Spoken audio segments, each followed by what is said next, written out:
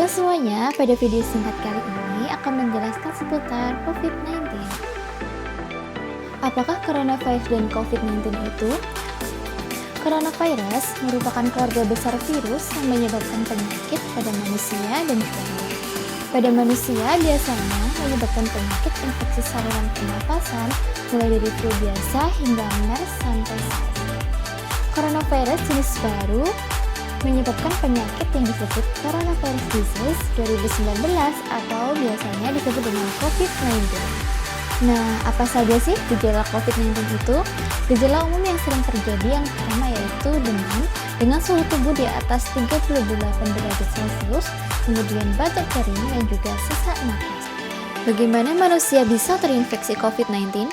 Seseorang dapat terinfeksi COVID-19 dapat melalui tetesan kecil atau droplet dari hidung atau mulut pada saat batuk atau bersin. Droplet tersebut kemudian jatuh pada benda di sekitarnya. Kemudian, jika ada orang lain menyentuh benda yang sudah terkontaminasi dengan droplet tersebut, lalu orang itu menyentuh mata, hidung, atau mulut sekitar wajah, maka orang itu dapat terinfeksi COVID-19. Atau bisa juga seseorang terinfeksi COVID-19 ketika tanpa sengaja menghirup droplet dari penderita. Untuk mencegah penularan virus corona ini, ayo patuhi protokol kesehatan 5M. Yang pertama, mencuci tangan.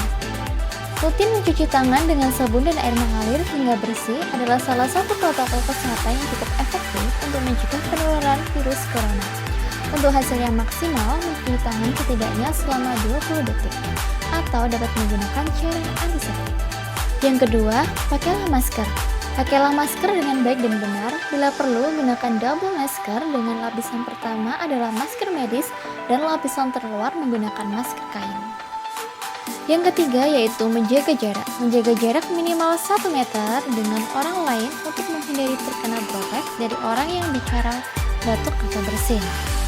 Yang keempat adalah menjauhi kerumunan. Hindari tempat keramaian, terutama bila sedang sakit. Kemudian yang terakhir adalah mengurangi mobilitas. Virus penyebab corona bisa berada di mana saja. Jadi semakin banyak dirimu menghabiskan waktu di luar rumah, maka semakin tinggi pula terpapar virus jahat ini. Oleh karena itu, bila tidak ada keperluan yang mendesak, tetaplah berada di rumah.